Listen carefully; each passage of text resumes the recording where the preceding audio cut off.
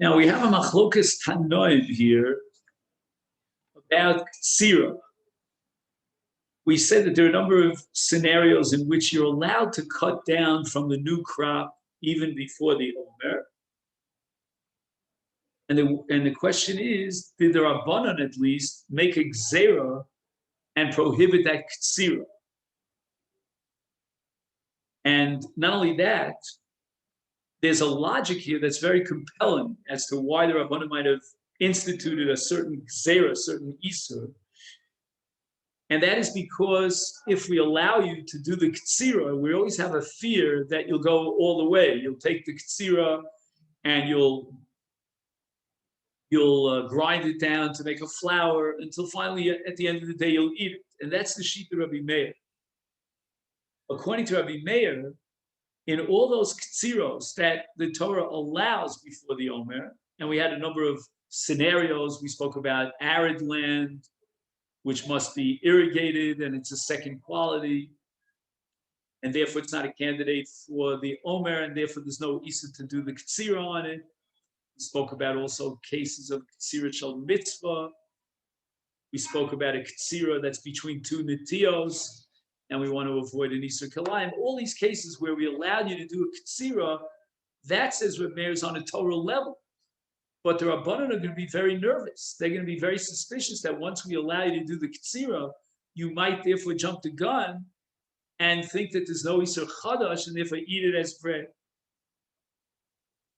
However, Rabbi Yehuda disagrees, and he's of the opinion that a person would not eat Chadash.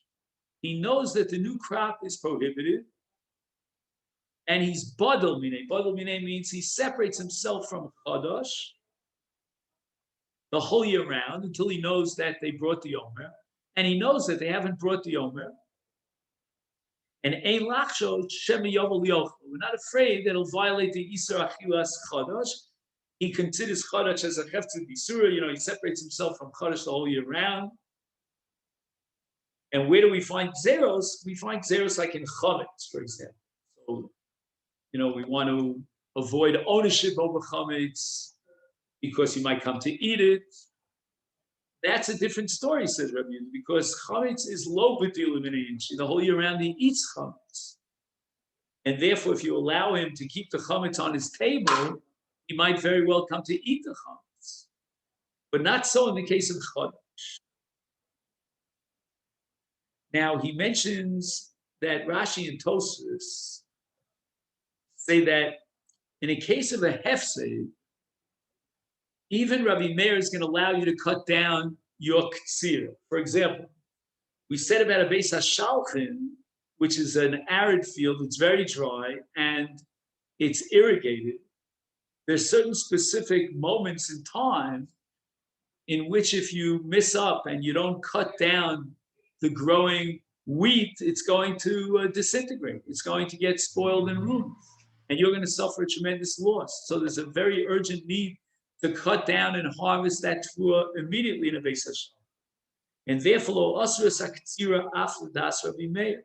however, now that you've cut down and harvested your tefua, are you allowed to grind them and convert them into a flour? No. Says Rabbi Meir, then the Gzeru would be Chelo Lidcham. We're going to allow and be flexible in order to avoid Hefsei Mamon, Ktsira, but we're not going to allow Tchina, because then you're getting too close to eating it. And Rashi and Tosfos said that Lo Hita Rabbi Yehuda es hatchina, when Rabbi Yehuda argued with Rabbi Meir, and he said, I'm not worried about him eating eating chadash because it's badal minei. That's only as far as Tzira is concerned. Even Rabbi Yehuda has his breaks, and he would not allow you to do the tchina. You're getting already too close. However, the exception to the rule, where Rabbi Yehuda was matir not only Tzira but also tchina, that's in the case of Yerushalayim, because at that time of the year, which is Pesach time, the essence of people, in English they call them pilgrims, the Ole Regel who are coming to Yerushalayim, and we want to be able to feed them.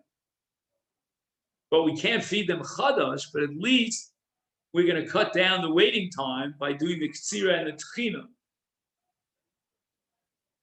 so that, we're ready to feed the ole regel, as soon as we can.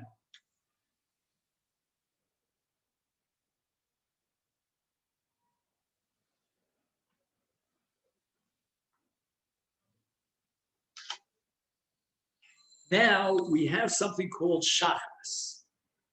What happens is, in the world of agriculture, animal fodder will mature earlier than food for consumption, for human consumption. And that's called shachas. What you do is you cut down the wheat prematurely and you feed it to the animals. And the question is, does the Isser Ktsira of the new crop before the Omer was cut down, does that apply even shachas? Even when the tvua is in a very early stage, let's say it hasn't even reached shlish, even a third of its final growth, of its maturation. Muto liktzar shachas kodem ha'omer kidei lahachel mimenu lebeima. Because again, the Isser of Chodesh is only an Isser Achila, it's not an Isser Anos. So you could feed Chodesh to your animal. And when we're allowing Ktsira, in the case of Shachas, which is singularly, exclusively dedicated for animal food, there's no chash of violating an Isser Achila. And we're going to allow you to cut it down even before we cut down the Omer, because we don't want you to suffer this loss of cutting it down prematurely. And I think I heard from my Rebbe that he said that this is not called ktsira. You cut it at such an early stage, that's not what the halacha calls ktsira. And now we're going to learn a machlokes tanoim with regard to this halacha. Rabbi Yehuda says, Lo hutra ktsira zu elam kain hischil liktzar kodem shehivia hatvua shlish. Shachas is not called a ktsira, and therefore not included in the Isser ktsira before ktsira sa'omer, if it's shachas, which means it hasn't yet reached 1/3 of its maturation. Any ktsira before shlish is not called a ktsira. For example, we have halacha peah. Peah means that when you cut down the field, then you have to leave the corners of the field for the poor people. But let's say you cut down your field for shachas, and it's less than 1/3 of growth, that's not considered ktsira. And the Torah, when it formulates the din of pay, it says, "Ksartem es ktsira artzachem." So you didn't involve yourself in ktsira. And shachas is not called, doesn't qualify as ktsira.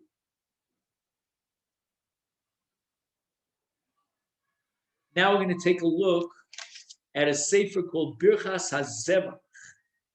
And this is a super commentary on the Rambam. Adayin, he says, Lo eschila lo havi shlish ha'achron, that even if it's almost 2/3, but a little less than 2/3 of its maturation, so you haven't yet entered into that last third, the last shlish of its maturation, it's already considered shachas. So this is a great kula of the Birchas HaZevach in the Rambam to allow you to cut down this katzir that is way beyond shlish, as long as it hasn't penetrated into the last shlish, which is the shlish of sof bishula, otherwise known as shlish ha'acharon. So that's the interpretation of the Birchas HaZevach, which gives us a lot more leeway to cut down animal fodder, even before we've cut down the omer.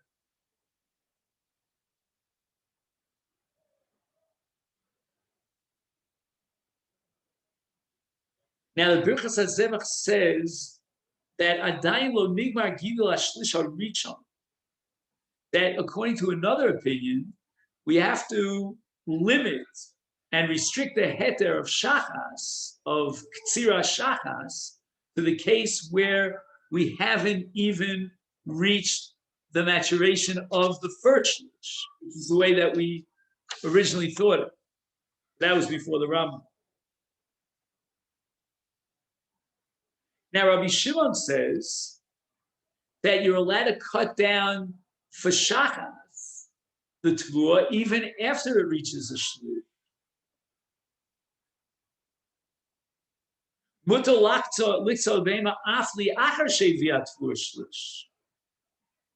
And the reason for that is Rabbi Shimon holds that it all depends upon your intention. It doesn't depend upon the physical maturation of the tfuah, but rather what was your purpose. If your purpose was to cut it down for animal fodder, that's not the ktsira that the Torah prohibited. Call it a second-rate ktsira, sort of like what we spoke about yesterday with regard to Beis Hashal. Now, according to Rabbi Yehuda, one school of thought has it, and that's Rashi and Psachim, that if it hasn't reached shlish, then it's not a ktsira at all.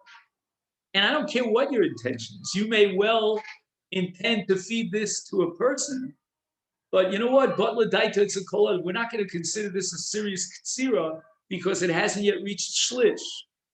So the fact that you as an individual have an intention to feed it to human beings, that's irrelevant because objectively, according to Jewish law, less than a shlish is not a ktsira, and therefore it still remains mutter.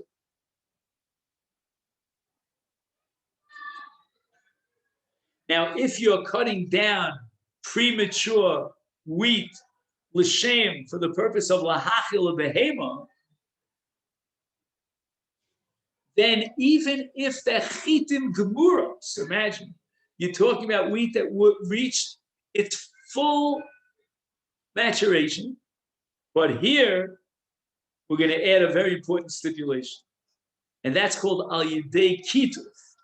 Kituf means as opposed to using a sickle to harvest your wheat, you pull it out of the ground with your hands. And that's already a shinui. That's already an unusual type of ktsira, which we're going to allow in a case of a person whose intention is just to feed his animals.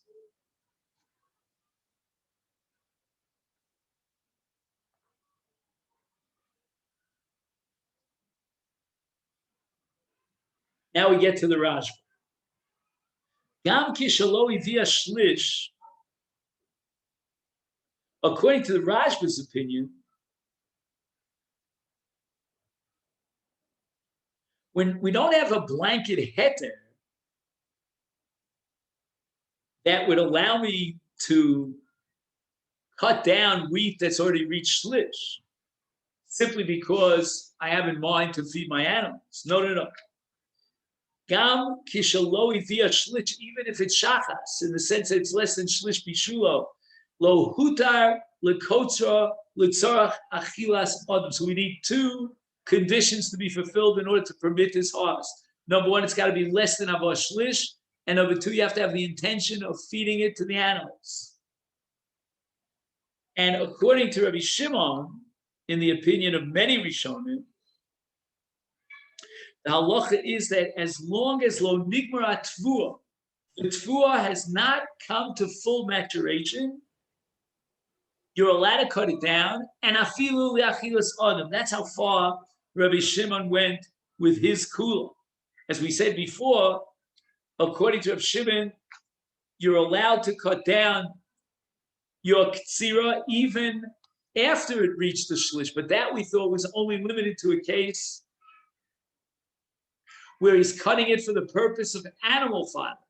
But in the case where he's cutting it for human consumption, we thought that even Reb Shimon would agree you're not allowed to cut it down. And now we're saying that as long as it's a strange kind of ktsira, even in the slightest way, lo nigma tfuah, the tfuah has not come to full maturation, then the ktsira is not prohibited, not even for the purpose of feeding a person. Again, you won't be able to eat it because it's chadash, which is also ben Torah, but the ktsira he's allowed to do according to Rav Shimon because it hasn't yet reached full maturation.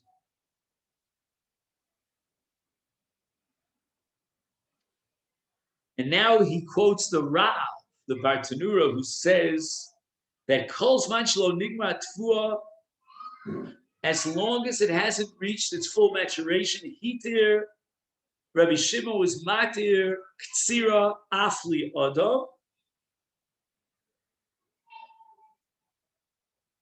No, I'm sorry. That was the Rashba, but the Rav Tanura says Kol Zman Shel Nigma Tua Lo Hitir Elo Latuas Lachilas Behem. So you need two conditions: Lo Nigma Tuasa, and it's for the purpose of Achilas Behem. Now we're on the left column. We're now talking about not the Korban HaOmer that was brought on the 16th of Nisan, but rather Shtei Alechem that was brought on Chag HaShavuos. And this also generates an Isur Chodosh before you brought the Shtei Alechem on Shavuos. But now we're talking about an Isur Chodosh, not Hejod, but for Achilas Mizbeach. Now, what does that mean? Achilas Mizbeach. He's bringing the Shtei Alechem on Chag HaShavuos. So what? He's enjoined from something on the Mizbeach. What's on the Mizbeach? And the answer is any mincha. Any mincha that's coming from this year's new crop cannot be brought on the Mizbeach until after the Shtei Alechem on Chag HaShavuos.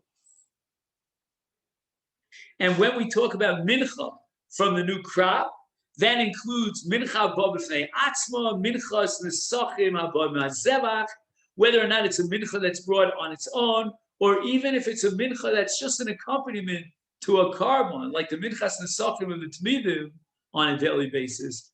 Even those are prohibited before the Shtei Alechem. Again, we're talking about for the new tfuah. Don't worry about the mikdash. We'll be able to bring plenty of menachos. Whether it's minchas haba b'fnei atzma or minchas haba ma'zevach, no worries, because we're going to take from last year's crop, which means before Tezayim B'Nisan. That's Yosha. But we will not bring any mincha from any of the new wheat or barley, whatever it is that grows, until after the Shtei Alechem is brought on Chag HaShavuos. Ein meviyah mincha min hachodesh kodem Shtei Alechem shenemar in the parsha of the Shtei Alechem by Yikra Beis it says carbon rachis. That means that the Shtei Alechem on Chag HaShavuos has to be rachis. It has to be the very first crop that was harvested.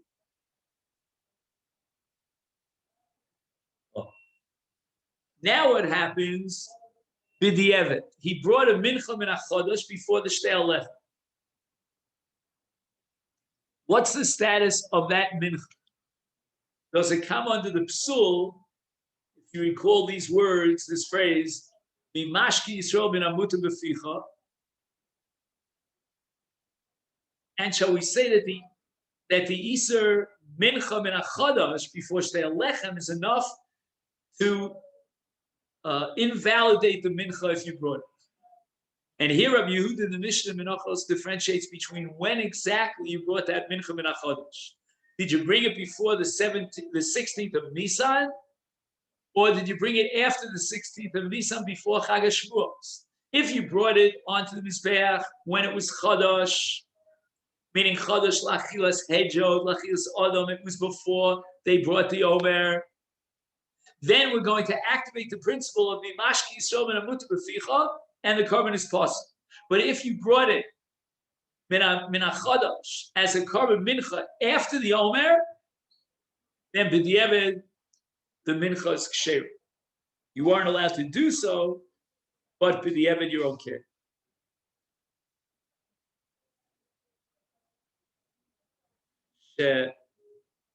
Shaladivrei Rabbi Yehuda bar Nechemya. Yesh tam lechalek. We should differentiate between min hachodesh before the Omer or min hachodesh after the Omer in terms of menachos. Shekodem Shtei Alechem hutara iser klal kvar michlolo beiser achilas hejot. Mashen ken kodem lo Omer sheneser af lehejot. As we said before, once the Omer was brought, then the status of a mincha chadasha is lechatchila it's asur to bring it on the mizbeach, because in doing so you're undermining the status of the shtei lechem, which has to be carbon rachis, but b'diavad the carbon is kosher because it's after the Omer was brought. But if you would bring a mincha and a chadash before the Omer, then we have a problem of mimashki yisrael ben amuta beficha because it's chadash lachilas adam. Now it would seem from the Brisa that the psul of menachos before the Omer is because of the Isra Achila, as we said, Mimashki Yisrael. If it's not mutter to Achilas Adam, which is otherwise known as Achilas Hejot, then it comes under the Isra Chodesh, and the Mizbeach cannot tolerate such a thing. It's Eino Royal Mizbeach, because the Mizbeach can only tolerate Mina Mashke Beficha, that which is mutter for you to eat. Now he quotes the Shita of Rabbeinu Hillel. He wrote a Pirush on the Sifri. He was a Rishon.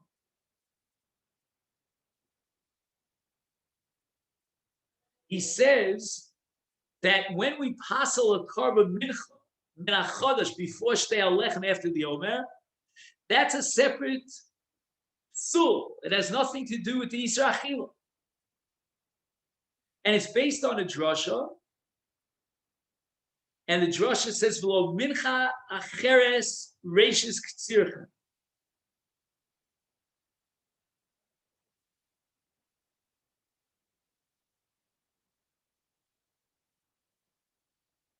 But honestly, I don't understand how Rabbeinu Hillel is going to explain the difference between before the Omer and after the Omer. Okay?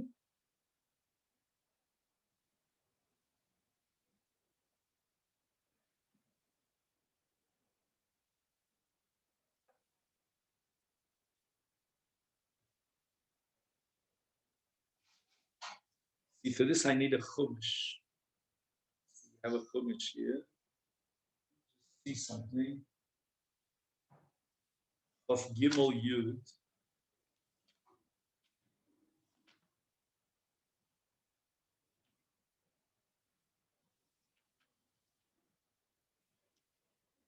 This is in Parshas Emor, and the Torah says,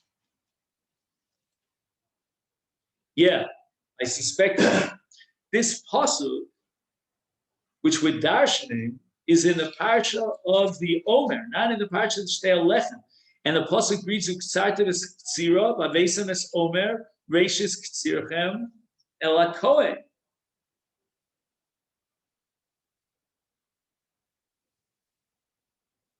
And now they're darshaning below mincha cheres reishis ktsir. So the Omer is the first mincha of the reishis of the new crop, and we're not allowed to bring another mincha. So there's a specific isur that's chal in a mincha before the Omer. That's very interesting. We always thought that the Omer is relevant only to achilas hejo, but now we see that the Omer is relevant even to achilas mizbeach. So if you bring a mincha min achadash before the Omer, then you violated the din that's derived from reishis k'tzirchem below mincha acheres reishis. Now, just like you're not allowed to bring a mincha min achadash before the Omer, before Shtei Lechem, you're not allowed to bring yayin l'nisachim, because yayin is one of the 7 species, the shivas haminim. And insofar as yayin l'nisachim is concerned, the Torah says that you can't bring from the shivas haminim to the Mizbeach before the Omer, before the Shtei Lechem. So it's an Isur Chodesh. Now, what about Bikurim? Am I allowed to bring Bikurim onto the Mizbeach before the Ktsira of the Omer or before the Shtei Lechem for the new crop? And the answer is that Bikurim come from the Shivas Haminim as well. And therefore, there's a halach of chadash with regard to the shivas hamina. Once again, we're going to have to see the sugya to figure out what about yayin and nesachim b'di'eved, if he brought it before the omer, after the omer, before shtei alechem. Now, there's a sheet of Nechemia bar Yehuda that the reason why we pass a mincha before the omer is because of Mimashki Yisrael. It's osur to Achilas Yisrael. If that be the case, in the Sachim, if they were brought before the Omer, then they would be ksherim b'di'eved. Why? Because there's no Isser of Chadash in Yayin. I mean, maybe an Isser Shmita in Yayin, we'll get to it next year, but not Chadash.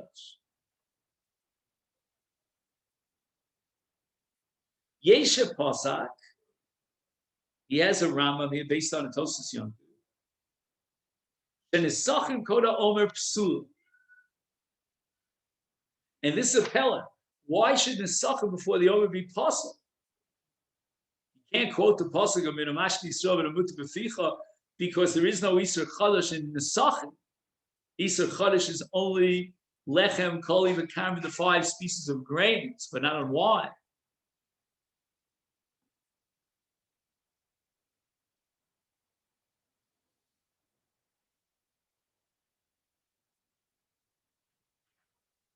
Okay. Now we have a Gemara of Rami Bar Chama. Rami Bar Chama wants to know what's the status of Chitim. He planted Chitim between the Omer and the Shtei Alechem.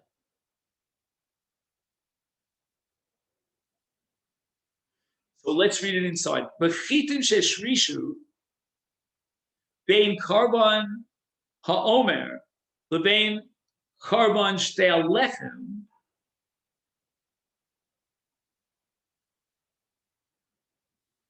In other words, is there a matir of Chadash with Shtei Alechem independent and without the help and the support of the Omer, because he didn't plant it until after the Omer, so he never had the matir of the Omer, but he waited until after Shavuot, so he's the matir of Shtei Alechem. Shall we say Arei Kfar Ovru Shtei Alechem Omer, both Shtei Alechem and Omer in the past? Oh, she'ein Shtei Alechem atirim el kesidra. Sidra means first you have to have the Omer as a matir, and then you could have the Shtei Alechem as a matir. But here in this case of Ishrishu bein Omer l'Shtei Alechem, he did not have the Omer as a matir, and therefore the Shtei Alechem cannot be a matir because we need kesidron, which means that the Shtei Alechem is standing on the shoulders of the Karban HaOmer.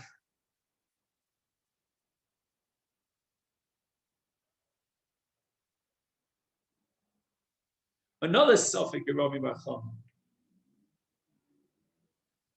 We have something called Hanotza and Chanota. These are very early stages in the growth of fruits. And the question is whether Shtei Alechem could be Matir Chodosh, even if all we have on the tree is Hanotza, which is a little bit of a blossom, or all we have is Chanota, which is probably even before a blossom. That was the suffix of Rami Bar Chama. Can the Shtei Alechem have the power to be matir something that's in such an early stage?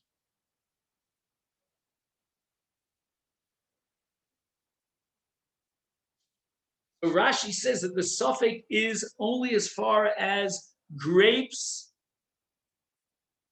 for nesachim, meaning to extract the wine for nesachim, or peros ha'il lebikurim, fruit that grows on a tree, which has a mitzvah bikurim. And what is the nature of the suffix? That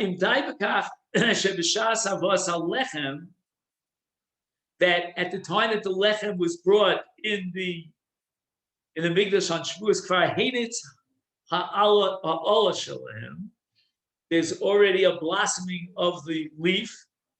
Oh, or perhaps ein shtei alechem atirim osam ad sheyichantu. A much later stage in the process. Yesh Rishonim Shetiresh. Right, he identifies this as the Rambam. Shegam Safik Zehu Batvur. Ha'im Daibakach Shebechas Havas Halechem Varhinitzu Olea Ochantu O She'eneni Teres El Kene Shrishu Bekarka Be'osa Shon.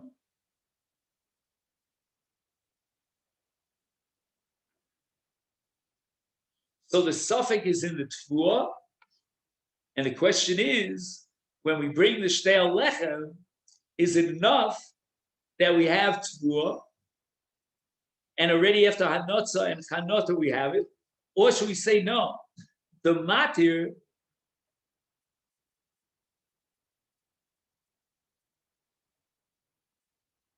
could only be chal if hishrisha b'karka, only after it took root in the ground. Okay, Rabbi, say this is where will stop, and I'm talking to myself now, but also to you. If tomorrow you could bring a Gemara's Vachim, what I mean is a Mesifta on Zvachim, because B'li Neder, we would like to start the Akdama to Mesefta Zvachim in order to fill out and expand our introduction to Kodshim. Okay then?